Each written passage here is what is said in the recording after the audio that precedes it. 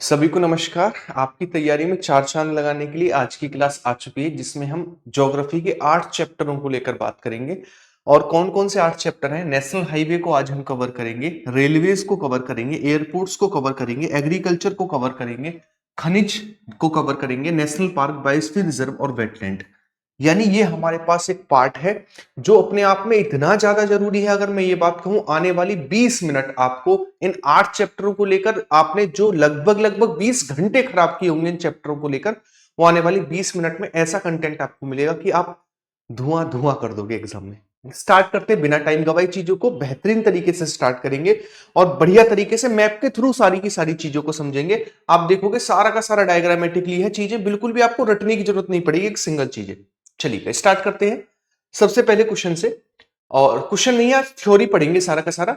अच्छा, एक आपके लिए क्वेश्चन है घर के लिए। आप यहां पर आए हैं तो आप कमेंट बॉक्स में आंसर इस क्वेश्चन का करके जाएंगे, और वीडियो पर आ चुके हैं तो उसे लाइक और शेयर करना आप सभी का काम है ही। स्टार्ट करते हैं। इसका आंसर मुझे आप क्लास के बाद कमेंट बॉक्स में दोगे, हर एक बच्चा कमेंट बॉक्स में आंसर देगा। नेक्स्ट आगे क्यों बढ़ते हैं।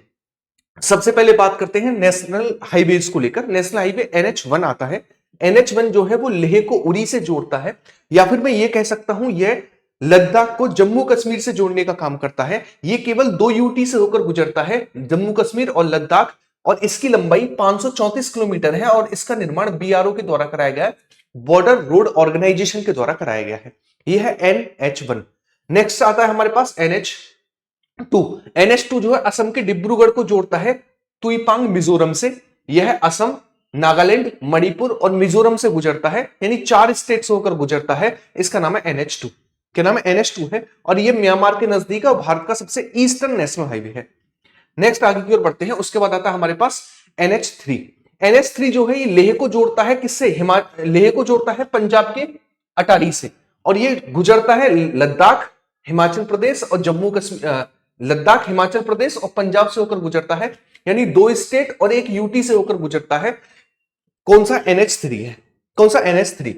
अगला आता है हमारे पास NH10। NH10 को लेकर बात करें, सिक्किम की राजधानी गंगटोक को जोड़ता है सिलीगुड़ी फुलबारी वाले क्षेत्र से जोड़ता है। ये 2 स्टेट सिक्किम और वेस्ट बंगाल से होकर गुजरता है। इसका नाम है NH10। क्या नाम है? NH10। नेक्स्ट आता है हमारे पास NH13। NH13 एक ही स्टेट में है, जो कि हमारे पास है अरुणाचल प्रदेश। ये अरुणाचल प्रदेश के तवांग को जोड़ता है अरुणाचल प्रदेश के बागक्रो से, और एक ही स्टेट में जिसका नाम अरुणाचल प्रदेश, नाम है NH13। नाम क्या? नाम है NH13। उसके बाद आता है NH16। NH16 जो है कोलकाता को जोड़ता है, किससे? तमिलनाडु के चेन्नई से, और यह है वेस्ट बंगाल, उड़ीसा, आंध्र प्रदेश और तमिलनाडु से होकर गुजरता है। यह ईस्टर्न घाट के पैरेलल है, ईस्टर्न घाट के समानांतर है। इस पर कुछ फेमस शहर देखने को मिलते हैं, जैसे कटक, विशाखापट्टनम, विजयवाड़ा और चेन्नई। इसका नाम है NH16। नेक्स्ट आता है हमारे पास अगला, इसका नाम है NH19। NH19 जोड़ता है उत्तर प्रदेश के आगरा को वेस्ट बंगाल की कोलकाता से, या फिर उत्तर प्रदेश को वेस्ट बंगाल से जोड़ता है। यह उत्तर प्रदेश, बिहार, झारखंड और वेस्ट बंगाल से होकर गुजरता है। इसी की लंबाई जो है वो कितनी है? 1270 किलोमीटर है। इसका नाम है NH19। उसके बाद आता है NH19 के बाद में NH30। NH30 जो है ये सितारगंज को जोड़ता है, उत्तराखंड के सितारगंज को जोड़ता है विजयवाड़ा आंध्र प्रदेश से। यह उत्तराखंड, उत्तर प्रदेश, मध्य प्रदेश, छत्तीसगढ़, तेलंगाना और आंध्र प्रदेश से होकर गुजरता है। इसी की लंबाई है 1984 किलोमीटर। इसका नाम है NH30। अगला आता है हमारे पास अगला, नेक्स्ट NH34। NH34 गंगोत्री धाम को जोड़ता है लखनादौन मध्य प्रदेश से, और यह उत्तराखंड, उत्तर प्रदेश और मध्य प्रदेश से होकर गुजरता है, और इसकी जो लंबाई है वो है 1426 किलोमीटर। कितनी? 2426 किलोमीटर है। नेक्स्ट अगला आता है NH52। NH52 जो है हमारे पास, ये कनेक्ट करता है किसको? संगरूर पंजाब को कनेक्ट करता है अंकोला कर्नाटका से। ठीक है, यह कहां से होकर गुजरता है? पंजाब, हरियाणा, राजस्थान, मध्य प्रदेश, महाराष्ट्र, और उसके बाद जाता है कर्नाटका में। इसकी जो लंबाई है वो है 2317 किलोमीटर। इसका नाम है NH52। कौन सा? NH52 है। अगला जो आता है हमारे पास वो है NH53। NH53 को लेकर बात करें, ये जोड़ता है हजीरा गुजरात को और पारादीप उड़ीसा से, या फिर मैं कह सकता हूं ये ईस्टर्न घाट को वेस्टर्न घाट से कनेक्ट करता है ना। यह गुजरात, महाराष्ट्र, छत्तीसगढ़ और उड़ीसा से होकर गुजरता है और इसी की लंबाई जो है वो है 1795 किलोमीटर। कितनी? 1795 किलोमीटर इसकी लंबाई है। नेक्स्ट आता है NH66। NH66 जो है स्टार्ट होता है कहां से? महाराष्ट्र के विजयवाड़ा से, ठीक, सॉरी, महाराष्ट्र के पनवेल से शुरू होता है और पनवेल से शुरू होने के बाद कन्याकुमारी तमिलनाडु पर जाकर खत्म होता है। यह जो है वेस्टर्न घाट के पैरेलल है, वेस्टर्न घाट के समानांतर है और ये गुजरता है कहां से? महाराष्ट्र, गोवा, कर्नाटक, केरल और तमिलनाडु से होकर गुजरता है और इसकी जो लंबाई है वो कितनी है? इसकी लंबाई है 1608 किलोमीटर। कितनी? 1608 किलोमीटर इसकी लंबाई है। नेक्स्ट आगे की ओर बढ़ते हैं। अगला आता है हमारे पास NH27 और 44। सबसे पहले बात करें किसको लेकर? NH44 को लेकर, जो सबसे लंबा नेशनल हाईवे है। यह श्रीनगर को जोड़ता है किससे? तमिलनाडु के कन्याकुमारी से। यह जम्मू कश्मीर, हिमाचल प्रदेश, पंजाब, हरियाणा, उत्तर प्रदेश, मध्य प्रदेश, महाराष्ट्र, तेलंगाना, कर्नाटक, केरल और तमिलनाडु, यानी 10 स्टेट और 2 यूटी से होकर गुजरता है। इसकी जो लंबाई है, इसकी लंबाई को लेकर बात करें तो इसकी लंबाई कितनी है? 4113 किलोमीटर, 4113 किलोमीटर इसकी लंबाई है ना। और इसको लेकर बात करें, इसे उत्तर दक्षिण गलियारा भी कहा जाता है क्योंकि उत्तर को दक्षिण से जोड़ता है और ये भारत का सबसे लंबा नेशनल हाईवे है। उसके बाद आता है हमारे पास NH33 और सॉरी NH27। NH27 जो जोड़ता है वो है पोरबंदर को जोड़ता है, पोरबंदर के गुजरात को सिलचर असम से जोड़ता है। यह गुजरात, राजस्थान, मध्य प्रदेश, उत्तर प्रदेश, बिहार, वेस्ट बंगाल और असम से होकर गुजरता है। इसे कहते हैं पूर्व पश्चिम गलियारा NH27 को। ये सेकंड सबसे लंबा नेशनल हाईवे है और ये आपस में एक दूसरे को उत्तर प्रदेश के झांसी में काटते हैं। तो आपसे पूछता उत्तर दक्षिण गलियारा और पूर्व पश्चिम गलियारा आपस में कहां पर काटते हैं? तो आपस में झांसी में काटते हैं। कहां पर काटते हैं? झांसी में काटते हैं। क्लियर है? तो ये जरूरी NH मैंने आपको करा दी, जो जरूरी थी एग्जाम के पॉइंट ऑफ व्यू से। नेक्स्ट आगे की ओर बढ़ते हैं। अगला आगे बात करते हैं हम रेलवेज को लेकर। रेलवे सारा फैक्चुअल चीजों को समझेंगे। भारत में बुलेट ट्रेन चलाई जा रही है जो 508 किलोमीटर चलेगी, जापान के सहयोग से चलाई जा रही है। इसका जो टारगेट था, स्टार्टिंग टारगेट था वो था 2017 और खत्म करने का टारगेट था 2026। 508 किलोमीटर चलेगी और किसके सहयोग से? जापान के सहयोग से चलेगी। इसके अलावा मुंबई से और कहां के बीच? मुंबई से अहमदाबाद के बीच चलेगी। ठीक है, ये थी बुलेट ट्रेन को लेकर बात। उसके बाद आता है हमारे पास कौन सा? उसके बाद आता है हमारे पास भारत की पहली ट्रेन जो है वो लॉर्ड डलहौजी के समय चली, 1853 में चली, मुंबई से थाने के बीच चली, 34 किलोमीटर चली। सेकंड ट्रेन जो है 1854 में चली, कोलकाता से लेकर रानीगंज के बीच चली। और पहली इलेक्ट्रिक ट्रेन जो है मुंबई से लेकर कुर्ला के बीच चली, 1925 में चली, जिसका नाम था डेक्कन क्वीन। क्या नाम था? जिसका नाम था डेक्कन क्वीन। ये सारे फैक्ट आपको याद रखने हैं। नेक्स्ट आता है हमारे पास सबसे तेज ट्रेन जो है वो है वंदे भारत और साथ के साथ गतिमान एक्सप्रेस। लगभग सेम स्पीड की ट्रेन है ना। इनकी स्पीड लगभग 160 किलोमीटर प्रति आवर है। वंदे भारत का पुराना नाम होता था ट्रेन 18। पहली वंदे भारत 15 फरवरी सन 2019 को चली। दक्षिण भारत की पहली वंदे भारत चेन्नई से लेकर बेंगलोर के बीच चली। वंदे भारत जो है वो इंटीग्रल कोच फैक्ट्री चेन्नई में बनाई जाती है। यहां पर इंटीग्रल कोच फैक्ट्री चेन्नई में बनाई जाती है। कोंकण रेलवे को लेकर बात करें तो वेस्टर्न घाट को काटकर बनाया गया है कोंकण रेलवे, जो कि महाराष्ट्र के रोहा को कनेक्ट करता है किससे? मंगलोर, कर्नाटका से कनेक्ट करने का काम करता है ना। और जो कोंकण रेलवे है उसकी जो लंबाई है वो है 736 किलोमीटर और ये 3 स्टेट में है, महाराष्ट्र, कर्नाटक और गोवा। इसका नाम है कोंकण रेलवे। क्या नाम है? कोंकण रेलवे इसका नाम है। नेक्स्ट आगे की ओर बढ़ते हैं। अगला है हमारे पास यूनेस्को में शामिल कौन कौन से हमारे पास पार्ट है। जैसे न्यू जलपाईगुड़ी दार्जिलिंग ट्रेन ये शामिल है यूनेस्को में, नीलगिरी शामिल है यूनेस्को में, कोंकण रेलवे शामिल है यूनेस्को में, कालका शिमला शामिल है यूनेस्को में और छत्रपति शिवाजी टर्मिनल भी शामिल है यूनेस्को में। ये यूनेस्को में शामिल रेलवे के पार्ट है। उसके बाद सबसे लंबी मेट्रो दिल्ली की मेट्रो है। पहली मेट्रो अक्टूबर 1984 में वेस्ट बंगाल में चली। भारत की पहली महिला ट्रेन ड्राइवर सुरेखा यादव थी। सबसे लंबा प्लेटफॉर्म हुबली कर्नाटका का है, जिसकी लंबाई 1507 मीटर है। स्वतंत्र भारत का पहला रेल बजट जॉन मैथाई के द्वारा प्रस्तुत किया गया था। पहली वाटर मेट्रो 2023 में कोच्चि केरला में चली, जबकि अंडर वाटर मेट्रो कोलकाता में 2024 में चली। कोलकाता 2024 में चली। नेक्स्ट आगे की ओर बढ़ते हैं। अगला मैं बात करूं सारे के सारे हमारे पास 18 रेलवे जोन। ध्यान देंगे, आराम से सुनेंगे, बस शिद्दत से। उत्तरी रेलवे का मुख्यालय दिल्ली, दक्षिणी रेलवे का चेन्नई, पश्चिमी रेलवे का मुंबई और पूर्वी रेलवे का जो है वो कहां पर है? कोलकाता है। ठीक है। उसके बाद सेंट्रल रेलवे का मुंबई है ना, सेंट्रल रेलवे का मुंबई है। उत्तर मध्य रेलवे का प्रयागराज, पश्चिम मध्य रेलवे का जबलपुर, दक्षिण मध्य रेलवे का सिकंदराबाद और पूर्व मध्य रेलवे का हाजीपुर है। उसके बाद नॉर्थ वेस्ट का जयपुर है, साउथ वेस्ट का हुबली कर्नाटका है। उसके बाद ईस्ट साउथ का जो है वो कोलकाता है ना। उसके बाद नॉर्थ ईस्ट का गोरखपुर है। कौन सा? गोरखपुर है। उसके बाद एक और बस्ता हमारे पास यहां पर उत्तर पूरब मध्य, ये वाला उत्तर पूरब मध्य का जो है वो बिलासपुर छत्तीसगढ़ में है। इसके अलावा दो चार और हैं। कोलकाता मेट्रो का कोलकाता में है, पूर्वी तटीय रेलवे का भुवनेश्वर उड़ीसा में है, दक्षिणी तटीय रेलवे का विशाखापट्टनम में है, सीमांत रेलवे का गुवाहाटी में है और कोकण रेलवे का मुंबई में है। कोकण रेलवे का कहां पर? मुंबई में है। ये 18 रेलवे जोन हुए जो आपको याद रखने हैं एग्जाम के पॉइंट ऑफ व्यू से। 18 रेलवे जोन। नेक्स्ट एयरपोर्ट को लेकर मैं बात करूं तो एक बार में एयरपोर्ट समझते हैं। श्रीनगर में शेख उल आलम एयरपोर्ट है। उसके बाद ये है पंजाब, यहां पर गुरु रामदास एयरपोर्ट अमृतसर पंजाब में। ये हमारे पास है कौन सा? ये हमारे पास है गुजरात, यहां पर सरदार वल्लभ भाई पटेल एयरपोर्ट। गोवा में है डाबोली में एयरपोर्ट। इसके अलावा केरला में कोच्चि, कन्नूर, कोझिकोड और त्रिवेंद्रपुरम है। उसके बाद आता है तमिलनाडु, यहां पर मदुरई, चेन्नई, कोयम्बटूर, तिरुचिरापल्ली एयरपोर्ट है। उसके बाद आता है हमारे पास कर्नाटका, यहां पर केम्पेगौड़ा और मंगलोर एयरपोर्ट है। उसके बाद आता है हमारे पास महाराष्ट्र, यहां पर भीमराव अंबेडकर एयरपोर्ट है जो कि नागपुर महाराष्ट्र में है। उसके बाद नेक्स्ट चौधरी चरण सिंह एयरपोर्ट लखनऊ उत्तर प्रदेश, लाल बहादुर शास्त्री बनारस उत्तर प्रदेश। उसके बाद पीजू पटनायक भुवनेश्वर उड़ीसा में है, नेताजी सुभाष चंद्र बोस वेस्ट बंगाल में है और बिहार में गया और जयप्रकाश नारायण एयरपोर्ट है।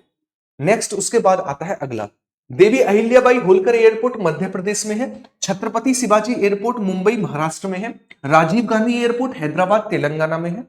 उसके बाद महाराजा वीर विक्रम सिंह एयरपोर्ट अगरतला त्रिपुरा में देखने को मिलता है और गोपीनाथ बारदोली जो है वो असम का एयरपोर्ट है। कहां का एयरपोर्ट है? असम का एयरपोर्ट है। अब बात करते हैं एग्रीकल्चर को लेकर। देखो सबसे पहले हरित क्रांति को लेकर बात आती है। हरित क्रांति इसमें क्या था? इसमें उर्वरक और हाइब्रिड बीजों का यूज करना स्टार्ट किया गया। इसकी स्टार्टिंग भारत में 1967 में होती है, ठीक है ना। 1967 में 66-67 में इसकी स्टार्टिंग होती है। एमएस स्वामीनाथन के द्वारा की जाती है भारत में और इन्हें भारत में हरित क्रांति के जनक माना जाता है। जबकि पूरे विश्व में हरित क्रांति के जनक जो है वो डॉक्टर नॉर्मन बोरलॉग को माना जाता है, जो कि कहां के रहने वाले थे? जो कि हमारे पास कहां पर काम करते थे? यूएस और कनाडा में इन्होंने काम किया और इन्हें शांति के लिए नोबेल पुरस्कार भी मिला था। किसके लिए? शांति के लिए नोबेल पुरस्कार भी मिला था। यूएस और कनाडा में हरित क्रांति लेकर आए 1960 में, ठीक है। भारत में जो हरित क्रांति आती है वो पंजाब, हरियाणा और वेस्टर्न यूपी वाले पार्ट में आती है और इस पर ज्यादा प्रभाव पड़ा दो फसलों पर, गेहूं और चावल। दो फसलों पर बहुत ज्यादा इफेक्ट पड़ा, गेहूं और चावल पर। क्लियर है? नेक्स्ट आगे की ओर बढ़ते हैं। अगला अगर मैं बात करूं कुछ क्रांतियों को लेकर, जैसे हरित क्रांति का संबंध जो है वो खाद्यान्न उत्पादन से है। हरित क्रांति खाद्यान्न उत्पादन, श्वेत क्रांति दुग्ध उत्पादन, नीली क्रांति मत्स्य उत्पादन, ठीक है। भूरी क्रांति उर्वरक उत्पादन, रजत क्रांति अंडा उत्पादन, पीली क्रांति तिलहन उत्पादन, कृष्ण क्रांति बायोडीजल उत्पादन, लाल क्रांति टमाटर और मांस उत्पादन, गुलाबी क्रांति झींगा मछली उत्पादन, बादामी क्रांति मसाला उत्पादन, सुनहरी क्रांति फल उत्पादन और अमृत क्रांति जो है नदी जोड़ो परियोजनाओं से संबंधित है। तो ये सारी की सारी हमारे पास फसलों की क्रांतियां कंप्लीट हुई, ठीक है। नेक्स्ट आगे की ओर बढ़ते हैं। अब एग्रीकल्चर को लेकर बात करें तो आप सभी को पता होना चाहिए हमारा जो एग्रीकल्चर है उसका 60 से 65% जो भाग है ना वो खाद्यान्न फसलें जैसे गेहूं, चावल, जौ, बाजरा आदि उगाती है। 60 से 65% जो है हम ये सारी चीजें उगाते हैं। इसके अलावा अगर मैं बात करूं 35 से 40% हम क्या उगाते हैं? तो 35 से 40% में वाणिज्यिक फसलें उगाते हैं जैसे गन्ना, कपास, सेब, मूंगफली, काजू आदि, है ना। याद रखेंगे। इसके अलावा हमारी जो फसल है उसका 55% भाग रेनफॉल पर डिपेंडेंट है, बारिश पर डिपेंड है, जबकि 45% भाग जो है वो सिंचाई यानी नलकूप, कुआं, तालाब, नहर इन सभी पर डिपेंडेंट है ना। चलिएगा नेक्स्ट आगे की ओर बढ़ते हैं। अगला अगर मैं बात करूं सबसे पहले हमारे पास 3 प्रकार की फसलें आपको पढ़नी होती हैं, रबी, खरीफ और जायद की फसलें। सबसे पहले रबी की फसलों का समय जो होता है, रबी की फसलों का समय होता है अक्टूबर नवंबर का बोया जाना और काटे जाने का समय होता है मार्च अप्रैल, क्योंकि ये बोई जाती है कब? जाड़े के समय पर, इसीलिए इन्हें कहते हैं शीतकाल की फसलें, विंटर क्रॉप्स इन्हें बोला जाता है। और इनके एग्जाम्पल हैं गेहूं, जौ, चना, मटर, आलू, सरसों, ये इसके एग्जाम्पल हैं, ठीक है। नेक्स्ट हमारे पास आती है अगली, इसका नाम है खरीफ की फसलें। खरीफ की फसलों को लेकर बात करूं तो खरीफ की फसलें जून जुलाई में बोई जाती हैं, नवंबर दिसंबर में काट ली जाती हैं। आप सभी को पता है भारत में जून जुलाई का समय होता है मानसून का समय, तो इसीलिए इन फसलों को कहते हैं मानसून काल की फसलें। ये रेलवे का बड़ा फेवरेट क्वेश्चन है, मानसून काल की फसलें किसे कहा जाता है, कम से कम 50 बार मैं इसे दिखा सकता हूं, 50 बार कम से कम। उसके बाद इसकी जो एग्जाम्पल है मक्का, चावल, मूंगफली, सोयाबीन, रागी, उड़द, कपास और गन्ना, इसके एग्जाम्पल है किसके, खरीफ की फसलों के। उसके बाद आती हैं जायद की फसलें। जायद की फसलें जो है बोई जाती हैं मार्च में और काट ली जाती हैं जून में, ठीक है ना। और इसके एग्जाम्पल है खीरा, तरबूज, खरबूज, ककड़ी, इसके एग्जाम्पल है किसकी, जायद की फसलों के। उसके बाद में अगर राज्य वाइज आपको उत्पादन को लेकर बात करूं फसलों के, तो हमारे पास जैसे जम्मू कश्मीर किस किस के उत्पादन के लिए फेमस है, जो जम्मू कश्मीर जो है सेब, अखरोट और केसर के उत्पादन के लिए जाना जाता है। जो हमारे पास गुजरात है कपास, तंबाकू, भिंडी और मूंगफली के उत्पादन में फर्स्ट पोजीशन पर आता है। उसके बाद कर्नाटका जो है ये नारियल, कॉफी, काली मिर्च और रेशम के लिए फेमस है, कर्नाटक वाला एरिया। उसके बाद आंध्र प्रदेश में केला, खट्टे फल, अंडे, कोको बीन्स और फिश ऑयल होता है। कहां पर, आंध्र प्रदेश में, याद रखेंगे ये आंध्र प्रदेश का है। ये जो महाराष्ट्र है इसमें हमारे पास देखने को मिलता है काजू, चना, अरहर, अंगूर, प्याज, ये महाराष्ट्र की फसलें हैं, है ना। इसके अलावा राजस्थान में हमारे पास ऊन, जौ, तिलहन, बाजरा, मोटे अनाज, ऊन, जौ, तिलहन, बाजरा, मोटे अनाज, इनके उत्पादन के लिए राजस्थान जाना जाता है, ठीक है। और ये लेटेस्ट डेटा है, लेटेस्ट आंकड़ा है, पुराने आंकड़े पर मत जाना, है ना। अभी कभी सोचो भैया कि नहीं पुराने आंकड़े पर नहीं, नया आंकड़ा है ना, सारा का सारा। अगला नेक्स्ट आता है हमारे पास यूपी। यूपी हमारे पास गन्ना, चीनी, अमरूद, आम, आंवला, शहद, बागवानी और के उत्पादन में फर्स्ट पोजीशन पर आता है। जो एमपी है वो लहसुन, मसाले, सोयाबीन, अदरक और टमाटर के उत्पादन में फर्स्ट पोजीशन पर आता है। जो केरला है ये नेचुरल रबड़ के उत्पादन में फर्स्ट पोजीशन पर आता है। जो वेस्ट बंगाल है फूल गोभी, बंद गोभी, अनानास, जूट और चावल के उत्पादन में फर्स्ट पोजीशन पर है। जो असम है वो हमारे पास चाय के उत्पादन में फर्स्ट पोजीशन पर है। और जो बिहार है वो लीची के उत्पादन में फर्स्ट पोजीशन पर आता है। इसके उत्पादन में, लीची के उत्पादन में फर्स्ट पोजीशन पर आता है। अब करते हैं ऊर्जा संसाधन को लेकर बात, ऊर्जा खनिजों को लेकर बात। तो अब तक हमने किस किस को पढ़ लिया, अब तक हमने नेशनल हाईवे को पढ़ लिया, ठीक है ना। नेशनल हाईवे के बाद हमने रेलवे को पढ़ लिया, एयरपोर्ट को पढ़ लिया और एग्रीकल्चर को पढ़ लिया, यानी 4 पार्ट हम अपना कंप्लीट कर चुके हैं। आगे की ओर बढ़ते हैं। अब ऊर्जा संसाधन को लेकर बात करें तो परमाणु ऊर्जा विभाग की स्थापना 1954 में होती है। 1948 में ट्रॉम्बे महाराष्ट्र में परमाणु ऊर्जा संस्थान की स्थापना होती है। बाद में इसी का नाम बदलकर 1967 में रख दिया गया था BARC, Bhabha Atomic Research Centre. Bharat में 7 परमाणु ऊर्जा केंद्र हैं और उनमें लगे रिएक्टरों की संख्या 21 है। कितने, 21 उनमें लगे रिएक्टरों की संख्या है। कौन कौन से रिएक्टर हैं तो आप याद रखेंगे, सबसे पहला रावतभाटा राजस्थान, गुजरात का हमारे पास काकरापाड़ा, महाराष्ट्र का ट्रॉम्बे, कुडनकुलम और कलपक्कम तमिलनाडु का, कैगा कर्नाटका का हमारे पास परमाणु रिएक्टर है और यूपी का नरोरा है। 7 हमारे पास परमाणु रिएक्टर है। सबसे ज्यादा 2 तमिलनाडु के पास है, कुडनकुलम और कलपक्कम, 7 में से। और सबसे पहला जो था वो ट्राम्बे महाराष्ट्र का था। कौन सा, ट्राम्बे महाराष्ट्र का था। नेक्स्ट आगे की ओर बढ़ते हैं। अगला थर्मल पावर स्टेशन क्या काम करते हैं तो ऊष्मीय ऊर्जा को कन्वर्ट करते हैं, हीट को कन्वर्ट करते हैं इलेक्ट्रिसिटी यानी विद्युत ऊर्जा में कन्वर्ट करने का काम करते हैं थर्मल पावर स्टेशन। अब भारत में कौन कौन से थर्मल पावर स्टेशन है यहां पर आइएगा। भारत में थर्मल पावर स्टेशन जैसे गांधीनगर, अहमदाबाद, साबरमती, ये गुजरात के थर्मल पावर स्टेशन है। नासिक, ट्राम्बे, चंद्रपुर, ये महाराष्ट्र के थर्मल पावर स्टेशन है। इंदौर, नवेली और तूतीकोरिन, ये तमिलनाडु के थर्मल पावर स्टेशन है। सतपुड़ा जो है एमपी का है। अमरकंटक एमपी और छत्तीसगढ़ का संयुक्त रूप से हमारे पास थर्मल पावर स्टेशन है। तलचर जो है वो उड़ीसा का है, तलचर, ठीक है। इसके अलावा दुर्गापुर और ईस्ट कोलकाता ये कहां के हैं, ये वेस्ट बंगाल के हैं। बरौनी जो है ये बिहार का है, ठीक है ना। पनकी और परीक्षा जो है वो यूपी के हैं, ये रहा यूपी। और सिंगरौली जो है वो एमपी यूपी के बॉर्डर पर है, सिंगरौली वाला, ठीक। और फरीदाबाद हरियाणा का है और जो दिल्ली है वो दिल्ली का है ना, दिल्ली का है। ये हमारे पास थर्मल पावर स्टेशन है जो मैंने आपको बताई। अगर मैं बात करूं खनिजों को लेकर तो खनिज की दृष्टि से भारत एक संपन्न स्टेट है और भारत में 3 प्रकार की चट्टानों से खनिज निकाले जाते हैं, गोंडवाना क्रम, धारवाड़ क्रम और कुडप्पन क्रम की चट्टानों से। सबसे पहले बात करते हैं कोयले को लेकर। आपको पता भारत में कोयला जो है वो गोंडवाना क्रम की चट्टानों से निकाला जाता है। कौन कौन सी चट्टानों से? गोंडवाना क्रम की चट्टानों से निकाला जाता है। मैं आपको पहले एक बार समझा देता हूं सारा का सारा, है ना, फिर आप लिखना जो भी करना है। चलिए देखो, भारत में जो कोयला है वो गोंडवाना क्रम की चट्टानों से निकाला जाता है। यह एक जीवाश्म खनिज है। क्या है? यह एक जीवाश्म खनिज है। हमारे पास कोयला क्या है? जीवाश्म खनिज है। कोयला चार प्रकार का होता है, एंथ्रेसाइट, विटुमिनस, लिग्नाइट और पीट। एंथ्रेसाइट कोयला सबसे उच्च क्वालिटी का कोयला होता है। इसमें कार्बन की मात्रा अधिक होती है, नमी कम होती है, तो धुआं कम देता है, ऊष्मा ज्यादा देता है। उसके बाद आता है हमारे पास विटुमिनस। भारत में सबसे ज्यादा अगर कोई सा कोयला पाया जाता है तो वो विटुमिनस प्रकार का कोयला है। उसके बाद आता है लिग्नाइट कोयला, इसे कहते हैं हम ब्राउन कोल कहा जाता है। उसके बाद आता है पीट कोयला। पीट सबसे निम्न क्वालिटी का कोयला है और इसमें नमी ज्यादा होती है और कार्बन कम होता है, जिसके कारण ये हीट कम देता है और धुआं ज्यादा देता है ना, धुआं ज्यादा देता है। तो वही सब लिखा हुआ है यहां पर, जितनी भी चीजें हैं। एंथ्रेसाइट यह सबसे अच्छा कोयला है, इसमें कार्बन सबसे ज्यादा है, नमी सबसे कम होती है, जिसके कारण ये हीट ज्यादा देता है, धुआं कम देता है। विटुमिनस सेकंड सबसे अच्छी क्वालिटी का कोयला, भारत में सबसे ज्यादा जो है विटुमिनस पाया जाता है। लिग्नाइट कोयले को ही ब्राउन कोल यानी भूरा कोयला कहा जाता है। पीट कोयला सबसे कम कार्बन, सबसे ज्यादा नमी होती है, जिसके कारण धुआं ज्यादा देता है और हीट कम देता है, और इसी को कहा जाता है सबसे निम्न क्वालिटी का कोयला। क्लियर है? ये हुई कोयले को लेकर बात। आगे की ओर बढ़ते हैं, अभी और भी चीजें हैं। भारत में सबसे ज्यादा कोयला जो है वो दामोदर नदी घाटी क्षेत्र से निकाला जाता है, इसीलिए दामोदर नदी घाटी क्षेत्र को भारत की कोयला नदी भी कहा जाता है, कोल रिवर ऑफ इंडिया भी कहा जाता है। क्लियर है?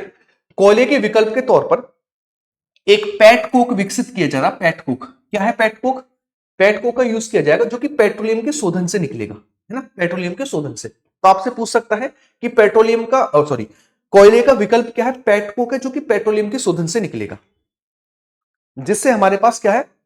धुआं कम होगा। नीति आयोग ने भी एक सुझाव दिया, नीति आयोग ने सुझाव दिया मिथेनॉल का, कि हम मिथेनॉल का यूज करें। मिथेनॉल किससे बनेगा? मक्का और गन्ने के अवशेषों से बनेगा मिथेनॉल। ये नीति आयोग का सुझाव है। इसके अलावा कोयले की हानि क्या है? कोयले से CO2, SO2, carbon monoxide, carbon dioxide, ये प्रदूषण होता है, इसलिए कोयला हानिकारक है। कोयला उत्पादक क्षेत्र समझिएगा, सिंगरौली मध्य प्रदेश का, कोरबा छत्तीसगढ़ का, नवेली तमिलनाडु का, सिंगरैनी तेलंगाना का, तलचर उड़ीसा का, रानीगंज वेस्ट बंगाल का, झरिया और बोकारो झारखंड के, ये कोयला उत्पादक क्षेत्र हैं भारत के। क्या है? कोयला उत्पादक क्षेत्र हैं भारत के। क्लियर है? ये सब मैं आपको बता चुका हूं, सब कुछ बता चुका हूं जो स्लाइड पर लिखा हुआ है। नेक्स्ट, ये सब कुछ बता चुका हूं, है ना, पेट कोक, नीति आयोग, सब कुछ। नेक्स्ट आगे की ओर बढ़ते हैं, ये सब कुछ मैंने बता दिया आपको। आगे की ओर बढ़ते हैं। नेक्स्ट आता है हमारे पास ये रहा, कॉपर को लेकर बात करते हैं। देखिएगा कॉपर जो है मानव के द्वारा यूज की गई पहली धातु जो थी वो कॉपर थी। कॉपर का यूज हम इलेक्ट्रिक वायर बनाने में करते हैं। ठीक है, भारत में सबसे ज्यादा जो कॉपर है वो मध्य प्रदेश से निकाला जाता है, लेकिन सबसे उच्च क्वालिटी का जो कॉपर है ना वो राजस्थान से निकलता है।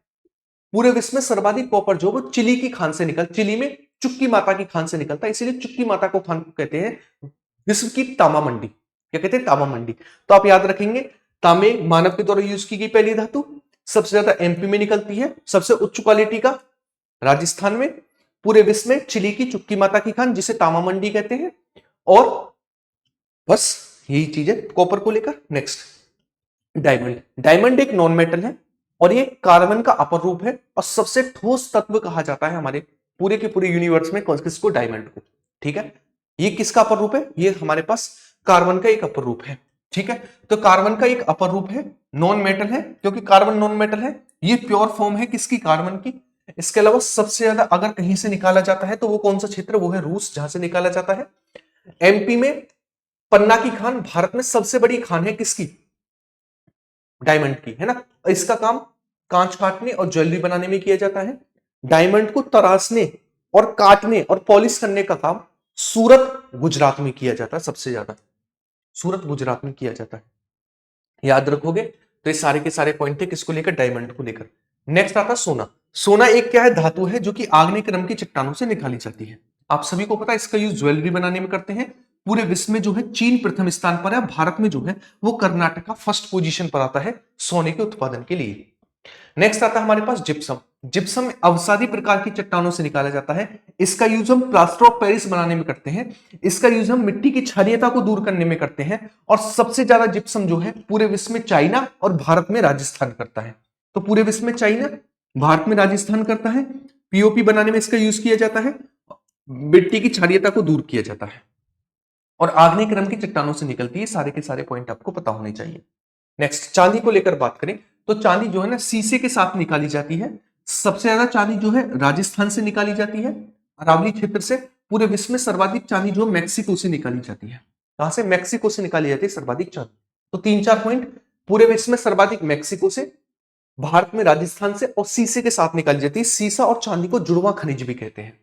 अभ्रक को लेकर बात करें तो अभ्रक एक हमारे पास कैसा है? अभ्रक एक हमारे पास कुचालक पदार्थ है, कुचालक है ना। सबसे ज्यादा अभ्रक जो आंध्र प्रदेश से निकाला जाता है और पूरे विश्व में अभ्रक जो है वो चाइना से सर्वाधिक निकाला जाता है। कहां से? चाइना से सर्वाधिक निकाला जाता है। ये भी आप याद रखेंगे। नेक्स्ट आगे की ओर बढ़ते हैं। अगला है पेट्रोलियम। पेट्रोलियम निकालने से पहले आप पेट्रोलियम को समझना होगा। जैसे पेट्रोलियम दो तरीके होते हैं। जब पेट्रोलियम का कुआं खोदते हैं, एक लिक्विड पार्ट होता है, एक ऊपर उसके ऊपर भाप तैरती हुई रहती है।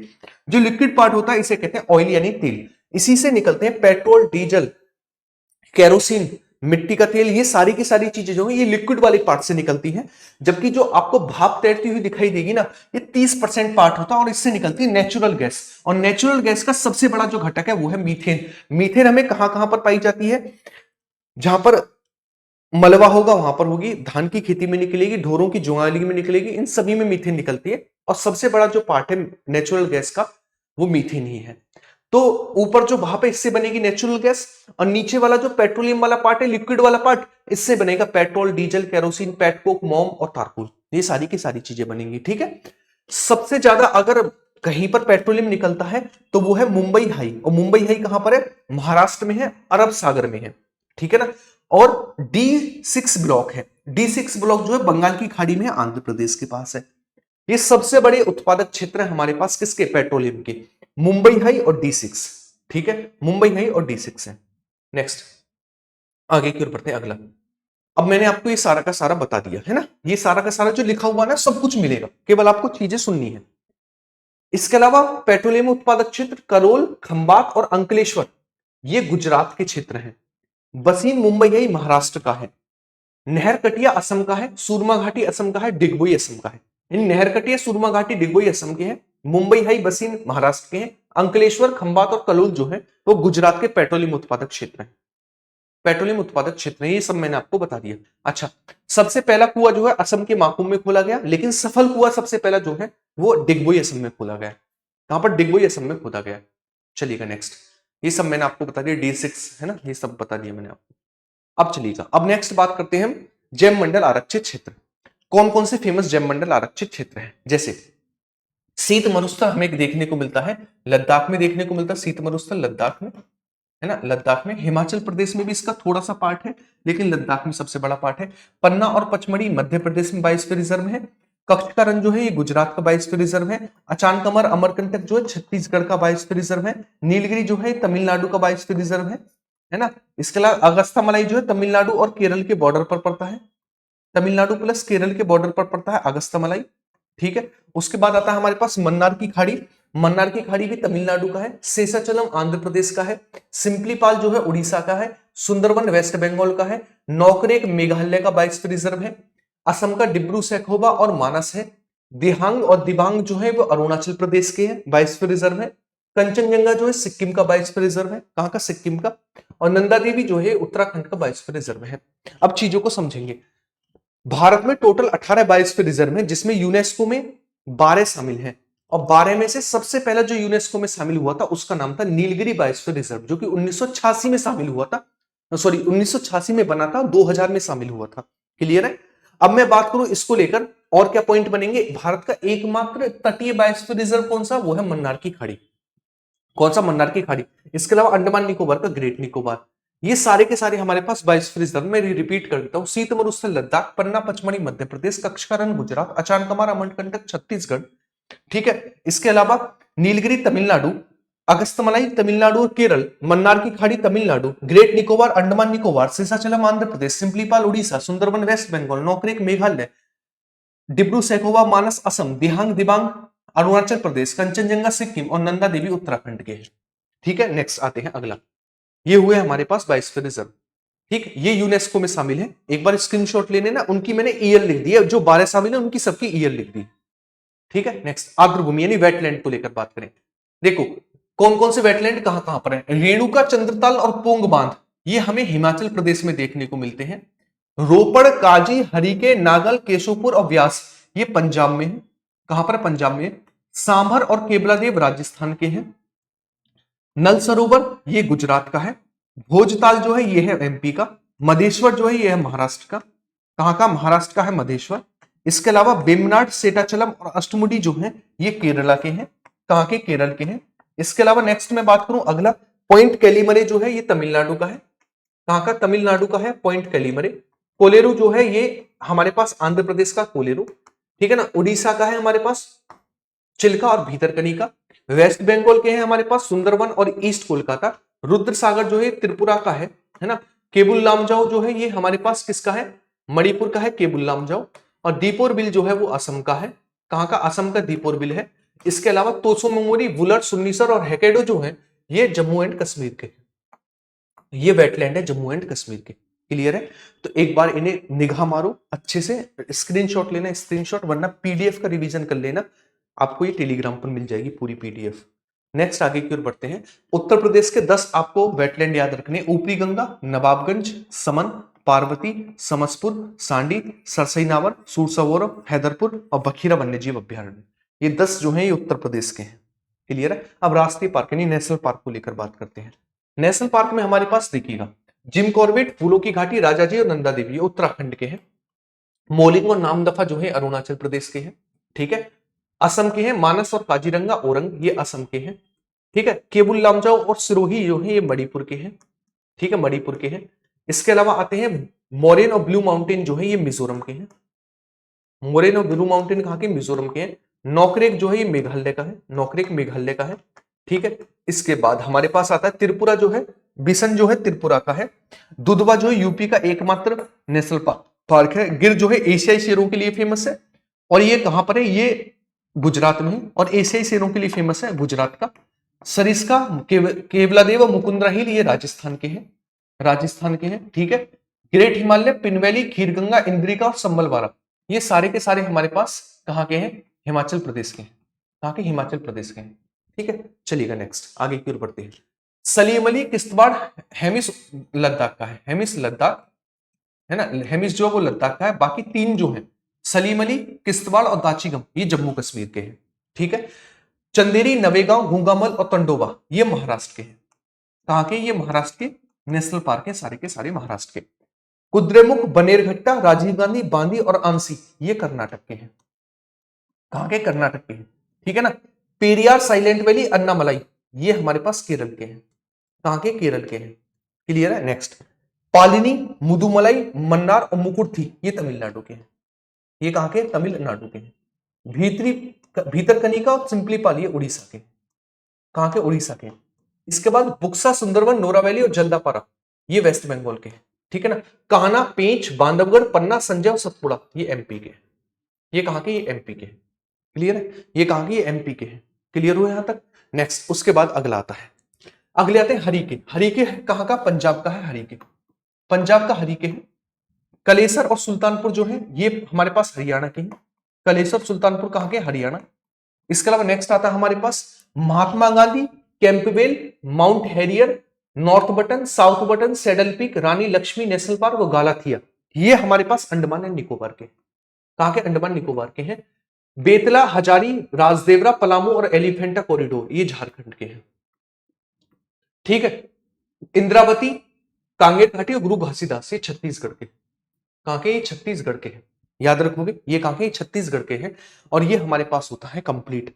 तो आज मेरे भाई हमने सबसे पहला chapter national park, national park के बाद हमने रेलवे, रेलवे के बाद हमने एयरपोर्ट, एयरपोर्ट के बाद हमने एग्रीकल्चर, एग्रीकल्चर के बाद हमने जो कवर किया वो था खनिज डेटा, खनिज डेटा के बाद हमने वेटलैंड, बायोस्फीयर रिजर्व और नेशनल पार्क ये कवर किया। ये छोटी सी मेहनत में ये कह रहा हूं, आपको हो सकता है कि आपके एग्जाम में 2 से 3 क्वेश्चन सही करा दे और आपको एक सरकारी नौकरी, एक डेस्क पर बैठ के काम करने का मौका दे दे। ये छोटी सी मेहनत ही निकाल कर लेकर जाती है। एक एक नंबर, पॉइंटों में नंबर, पॉइंटों के नंबर आपको जिंदगी भर के लिए सरकारी नौकरी, इज्जत, पैसा सब कुछ दे सकती है और पॉइंटों में ही आप बाहर हो सकते हैं। तो इस चीज को बड़े गौर से समझेंगे। जो मैंने आपको चीजें समझाई हैं उन्हें बहुत अच्छे से, इस वीडियो को एक और बार देखना मेरे कहने से, एक और बार, है ना। उसके बाद टेलीग्राम से इसकी पीडीएफ ले लेना और पीडीएफ के बाद इसका पूरा रिवीजन कर लेना। जो 8 चैप्टर मैंने कराए ये, और इसका आंसर मुझे कमेंट बॉक्स में दे देना। वीडियो पर अब आए हैं तो लाइक तो आप करके जाएंगे ही, है ना। लाइक मुझे धुआंधार चाहिए इस वीडियो पर। बाकी हम मिलते हैं नेक्स्ट क्लास में, और ऐसे ही मैं 7-8 टॉपिक के साथ आपके लिए नेक्स्ट वीडियो भी लेकर आऊंगा, ताकि आपका कम समय में बेहतरीन रिवीजन हो। मैं ये नहीं चाहता आपको 3-3 4-4 घंटे बांध के, है ना, और बहुत मतलब आपको बांध के रखा जाए, कंटेंट कम दिया जाए। कम समय में ज्यादा कंटेंट का मेरे पास यही तरीका है, सारी चीजों को आपके सामने रख दिया जाए। वीडियो को लाइक और शेयर करना आप सभी का फर्ज है। मिलते हैं सीधा क्लासेस में नेक्स्ट क्लास में। बाय बाय, टेक केयर, सभी को जय हिंद।